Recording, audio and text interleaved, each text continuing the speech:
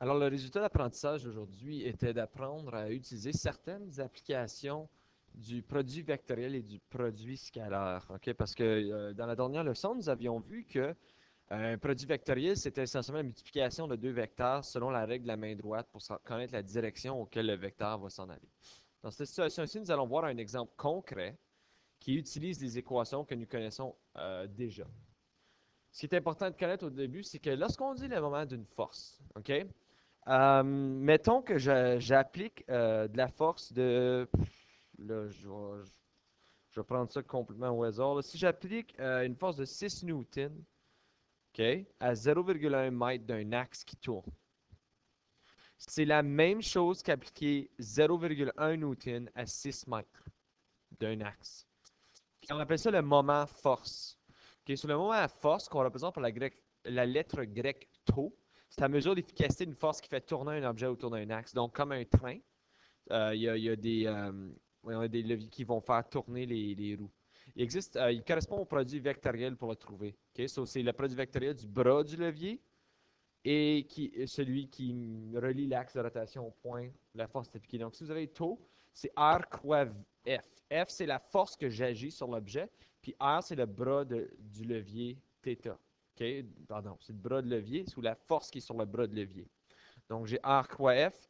Puis, on sait que R croix F, c'est R fois F sin θ. OK, pardon, ça, c'est une erreur ici que vous voyez. Ça ne devrait pas être croix F, ça devrait être une multiplication de R et F sin θ. OK? L'unité de mesure du moment, ça va être le Newton-mètre. Donc, lorsqu'on va le faire, c'est toujours Newton-mètre. Gardez ça en tête lorsque vous faites les exemples, parce que nous avions le premier exemple ici. Si j'utilise une clé pour serrer un boulon, so là, je suis en train d'user ce qu'on appelle un wrench en anglais. OK? On applique une force de 60 newtons dans le sens des aiguilles d'une montre à 80 degrés par rapport à la poignée et à 20 cm du centre du boulon. Je veux que tu calcules la grandeur du moment de force. Bien, si ça vous aide, vous pouvez vous faire un dessin. OK? J'ai jamais découragé personne de faire un dessin, donc j'ai mon petit boulon ici. Et puis, si je veux ajouter ma clé, elle a de l'air quelque chose comme ça. OK, ça c'est ma clé. OK? J'essaie de serrer le boulon. Alors, ma clé, je sais que j'ai une force que j'applique à 80 degrés. Puis, cette force-là, je vous ai dit que c'est 60 newtons. Donc, ça, c'est la force qui est appliquée sur le levier, qui est 60 newtons. Et je dis que j'ai également une force, ici, qu'on parlait de, qui est essentiellement le levier R. OK? Il va être 20 cm, dont la grandeur du levier R. OK? Est égale à 20 cm. OK, mais 20 cm. J'ai dit tantôt que je voulais l'avoir en newton-mètre, donc je peux aussi dire que R est égal à 0,2 mètres. OK, ça t'aide un peu à voir visuellement. Il n'y a rien qui vous force de faire un visuel sur vos évaluations. C'est purement algébrique si vous voulez le calculer. En autres mots, ceci, c'est ce qui se passe en ce moment. 80 degrés. Ici, j'ai 60 newtons. Ici, j'ai 0,2 mètres. Qu'est-ce que je peux faire par contre maintenant? OK?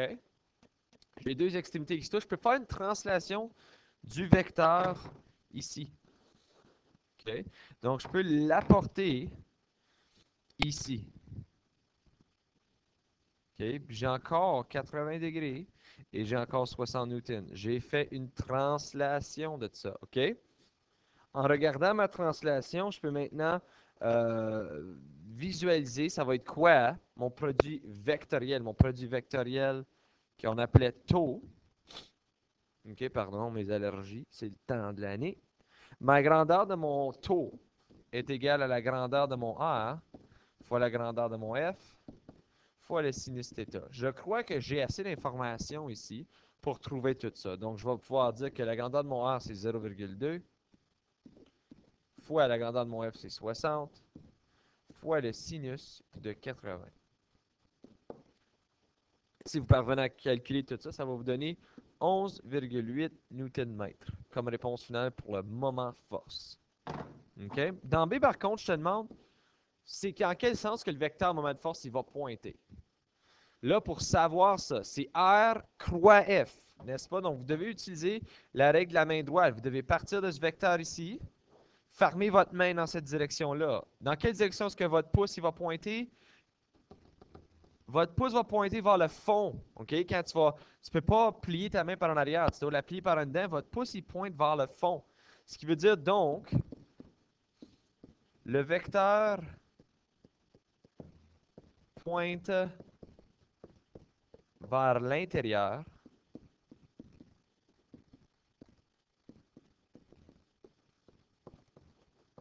Donc, nous serrons le boulon. Je suis en train de le serrer.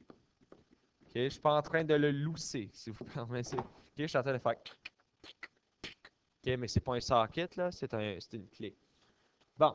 Le deuxième exemple que je vous donne, c'est le travail dans l'espace tridimensionnel. Donc là, on a vu le travail, c'était toujours le produit scalaire. OK? On savait que si j'ai A, point B, c'est A1, B1 plus A2, B2. Ça, c'était pour ton travail. OK? C'est la même chose si nous avons trois dimensions, puis on a vu ça lors de la dernière leçon avec les espaces tridimensionnels, que c'était, ben là, si jamais j'ai F et D, F1, D1, plus F2, D2, plus F3, D3. Donc, je vais avoir 300 fois 3 plus 700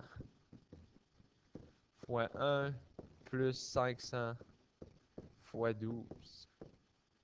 Si je mets tout ça, je le regroupe ensemble et puis je le calcule, ça va me donner 7600 comme travail. OK? Maintenant, B, je vous demande, déterminer le travail contraire à la force gravitationnelle. C'est là d'où ce que on doit. C'est là d'où ce qu'on doit, comme genre, penser en trois dimensions. OK? Je sais qu'en trois dimensions, j'ai X, Y, Z. OK? La force gravitationnelle est la force qui tire vers le bas. Donc, si je veux savoir c'est quoi le travail qui est contraire à ça, je dois calculer le travail de tout ce qui se passe dans la direction contraire. OK? Donc, dans les Z, qu'est-ce qui est en train d'arriver chez mes Z dans la direction contraire? Alors, ce que je peux faire pour ça, je peux faire 0, 0, 500.0012. Si je fais ça, ça va être égal à 0 fois 0 plus 0 fois 0 plus 500 fois 12. Suite à tous mes calculs, je vais venir à bout de trouver que j'ai 6000 newtons de travail qui a été effectué dans le sens contraire de la force gravitationnelle. Bon, ceci met fin à cette leçon très très courte. Si jamais vous avez des problèmes, n'hésitez pas à m'envoyer un courriel.